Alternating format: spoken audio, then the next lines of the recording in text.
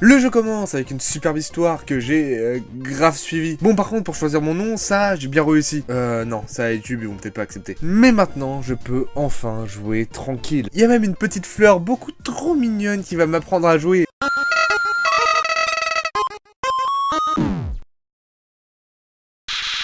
Connasse. Ouais, bon, ok. Elle a voulu me défoncer, mais ça c'est une autre histoire. Mais bon, heureusement, il y a une meuf qui est venue m'aider, beaucoup trop sympa. Enfin, bon, sympa. Elle a quand même shooté la plante avec une boule de feu. Mais bon, comme elle m'a sauvé la vie et qu'elle avait l'air cool, je l'ai suivie jusqu'à sa maison. Après, j'avais pas trop de choix non plus. Ça ressemble à un kidnapping, ça, non? Et elle, par contre, elle m'a vraiment appris à jouer au jeu, avec un vrai tuto, cette fois-ci. Et elle m'a même filé un téléphone avant de me laisser me débrouiller tout seul. Bon, bah, apparemment, je suis un connard, hein. Donc, du coup, j'ai continué à explorer par moi-même, avant de tomber sur une porte. Oups, pardon, monsieur. Bon, du coup, j'ai dû me battre contre le fantôme, mais il me faisait vraiment de la peine. Du coup, je l'ai épargné. Waouh. C'est ses couilles qui pendent là. Puis après une épreuve avec des boutons qui était vraiment très chiante, j'ai pu enfin rentrer dans la maison de Toriel, sans mon consentement bien sûr. Ça ressemble de plus en plus à un kidnapping ces histoires. Donc ensuite j'ai pu explorer un peu toute la maison, sauf la cave, qui rend la situation encore plus chelou. Mais à force d'insister, j'ai pu découvrir son secret le plus cher. Des dizaines de cadavres d'enfants, découpés en petits morceaux, dans sa cave. Ces enfants avaient vraiment l'air d'avoir souffert avant de mourir. Oui, bon, ok, en fait, il n'y avait qu'une porte, mais c'est quand même très grave. Parce qu'en fait, cette porte, elle me permet d'accéder au vrai monde, enfin, au monde des monstres. Et elle voulait pas me laisser passer, car elle voulait me garder en sécurité. Donc, il y a un combat qui s'est engagé. Et évidemment, comme toutes les personnes qui ont joué au jeu, je l'ai épargnée parce qu'elle est vraiment cool. Bon, moi, j'ai pu accéder au niveau de la neige. Let's go! Mais par contre, plus j'avançais, plus je me sentais un peu observé. Jusqu'au moment où une ombre a surgi derrière les arbres. Pitié, me gueulez pas, s'il vous plaît. Bon, lui, c'est Sense, un good guy. Enfin... Sauf qu'il me demande de me cacher, car son frère, qui déteste les humains, va arriver. Donc, j'exécute ses ordres et...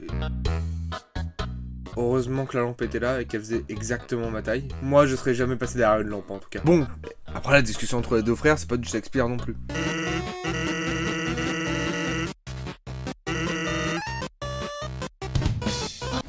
La vache. Sauf qu'ensuite, ils sont barrés, donc moi j'ai continué ma route, mais je suis retombé sur eux.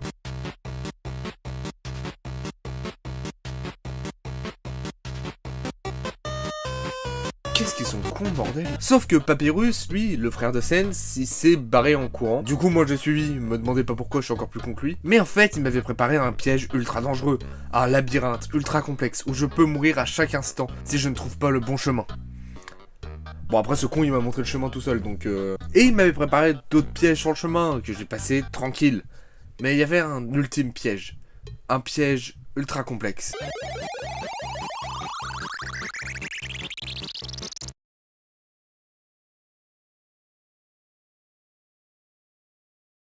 On dirait pas comme ça, mais la machine vient lui exploser à la gueule. Puis, pour me remettre de tant d'idiotie, j'ai repris ma route, et sur le chemin, j'ai croisé un petit chien beaucoup trop mignon. Je te jure que je voulais pas dire ça. Après m'être fait défoncer par ce petit chien, j'ai décidé de retourner voir Papyrus, qui lui avait préparé un piège mortel, rien que pour moi. Bon, évidemment, ça aurait été trop simple, du coup il a décidé de me prendre en un V1. Non mais vraiment, je vais vraiment devoir affronter cette merde. Non mais vas-y, dès qu'il y a... Alors, après plusieurs réflexions, peut-être que le garder en vie, ça peut être pas mal. Il est gentil, il est cool, j'ai pas du tout une contrainte qui me ferait peur de le tuer. Du coup, je l'ai gardé en vie. Puis, évidemment qu'on va être amis, quoi, et tu peux me date aussi. J'ai 5 ans, mais apparemment ça te dérange pas. Puis du coup, je suis parti au date de l'autre frère. À 5 ans, j'étais déjà une michto. Puis ensuite, je suis parti voir Papyrus pour aller faire le vrai date avec lui. Puis après, évidemment, on a commencé les discussions, les rappeurs un peu plus... Oh, c'est quoi ce look de merde? Oh, du coup, je me suis vite barré de là parce que vraiment... Bah déjà, si des commencé à retirer son haut, j'aurais porté plainte, donc... Du coup, j'ai continué mon chemin et... Ah ouais. Ça a pris une autre tournure, le jeu, quand même. Peut-être que je suis en train de me chier dessus aussi, mais ça, c'est un autre détail, personne n'est censé le savoir. Mais donc, j'arrive quand même à le fuir. Mais sur le chemin, je rencontre un autre casse-couille, donc j'arrive à le semer. Mais il y a l'autre connard qui m'a retrouvé et qui m'a... Mais laisse-moi tranquille, bordel, j'ai 5 ans. Pfiou. Maintenant, je suis tranquille. A few moments later. Mais aidez-moi, bordel! Bon, au final, je suis tombé dans un cul-de-sac, et pour me défouler, j'ai frappé un mannequin. Sauf que ce mannequin, en fait, c'était un fantôme, qui m'a un peu frappé, un peu bolossé, on peut le dire. j'étais une victime dans cette histoire. Et après, il a arrêté de me frapper, il m'a plutôt envoyé des missiles dans la gueule. Mais heureusement, le fantôme que j'ai aidé au début, que j'ai épargné plutôt, il est venu m'aider. Et il lui a... pissé dessus. Fallait le dire plus tôt, moi j'aurais fait ça dès le début. Puis ensuite, je me suis barré en passant par le biome du Warden, et en sortant, il y avait encore le dinosaure casse-couille. Et...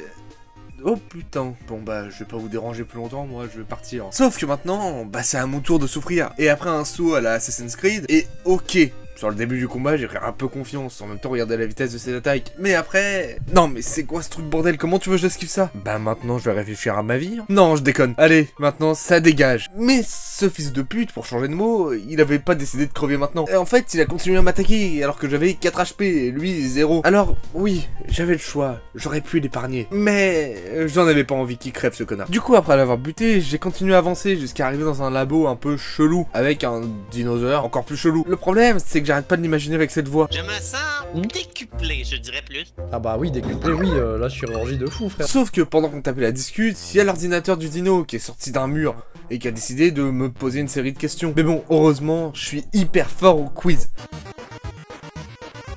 Non, là vraiment t'abuses, frérot.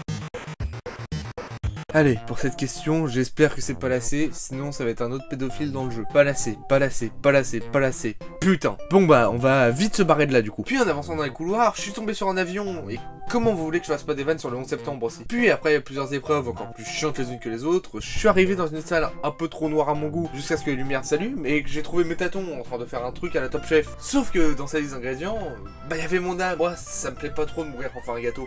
Même si je suis sûr qu'il serait succulent. Mais heureusement, il y a le dinosaure pédophile qui m'a sauvé la vie en suppliant Métaton de partir chercher un autre ingrédient. Et il l'a envoyé à je sais pas combien de mètres de haut. Bon, du coup, j'ai pris un jetpack, j'ai esquivé les mille-pains qu'il m'a envoyé, j'ai récupéré la boîte de conserve, je lui ai donné et il a fait son gâteau. Ça vous arrive jamais quand vous faites des pâtes. Mais en continuant de marcher, et en plus de m'être pris un game over dans la tronche, il y a encore Métaton qui est revenu me faire chier. Mais il s'est pris un peu pour un terroriste cette fois-ci. Car il m'a demandé de désactiver plusieurs bombes, une par une, sinon il faisait tout péter à la télé. Métaton, c'est Al-Qaïda en fait. Et c'est un connard aussi. Du coup, je les ai vite désactivés et je me suis barré. Avant de tomber sur une araignée qui m'a attaqué un peu sans raison. Sauf qu'au début, je voulais la tuer, mais au fur et à mesure, on a appris un peu à se connaître, on s'est découvert des passions, on s'est trouvé plusieurs points communs, et puis après, on allait dans une pièce tout seul. Puis du coup, après ça, on a tout simplement communiqué. Par contre, je sais pas ce que ça veut dire commu. Par contre, niquer, je sais ce que ça veut dire le... Bon, après cette petite partie rudement menée, il y a Métaton qui était jaloux et qui m'a fait un truc à la Roméo et Juliette. Après, je suis pas con de faire ça avec un ordinateur, quoi, mais le problème, c'est que...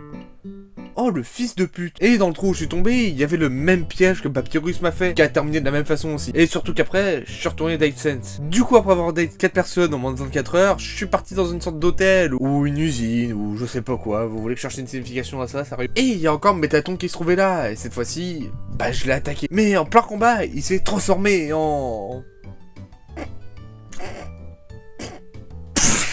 pourquoi ils sont tous cons dans le jeu? Ouais, j'en ai presque de la peine pour lui. Ah non, je déconne, je l'ai buté direct. Et après cette victoire, bah je me suis retrouvé dans du lore. Quel dommage, tout est accéléré. Oh, c'est vraiment décevant, je vais pas pouvoir résumer cette partie. Puis après avoir appris beaucoup trop de choses, je me suis retrouvé face au roi que j'étais destiné à tuer. Ou l'inverse. Parce que dans sa première phase, il avait l'air cool, mais après, c'est devenu un vrai démon. Et surtout que ce connard, il me faisait des attaques impossible à éviter. Comment tu veux que j'esquive ça? Bon, après ça va, j'ai perdu que 2 fois. Mais lui comme moi, on n'avait pas envie de se tuer. Du coup, je l'ai épargné. Et ensemble, on va pouvoir devenir une grande famille. Lui, il va pouvoir redevenir un père. Moi, je vais pouvoir avoir une famille. Et, oh, tu sais quoi, fini de parler. Papa, viens me faire un câlin. T'es vraiment mort comme une merde, hein. En fait, c'est la fleur du début qui a tué papa, le roi, et qui a absorbé toutes les âmes qu'il possédait pour devenir l'être le plus fort du jeu. Ah, bah il a réussi à faire planter mon jeu, déjà c'est une bonne étape. Et en plus, avant de commencer le combat, il a supprimé ma sauvegarde. Donc ça veut dire que j'ai que un seul essai. Bon après, ça va, c'est qu'une fleur, qu'est-ce qui peut m'arriver? Qu'est-ce que c'est que ces trucs de merde? Par contre, il est certes dégueulasse, mais qu'est-ce qui frappe fort ce bâtard? Mais par contre, comme je suis trop fort, j'arrive à passer toutes les épreuves. Mais c'est scénarisé, non? Mais non, c'est pas scénarisé. C'est juste moi qui suis trop fort. Du coup, comme je suis trop fort, bah j'arrive à le battre et forces épileptiques. Et puis, la fleur meurt. Et quant à moi, je peux retourner dans le monde réel. Mais j'ai eu quelques news de ce monde-là. Il y a Papyrus qui est devenu roi. Et bah bordel, ça donne pas envie de retourner là-bas. Il va faire bouffer des spaghettis à tout le monde, ce con. Mais bon, moi au moins, j'ai fini le jeu. Bah non, il te reste encore Sense à affronter en mode génocide.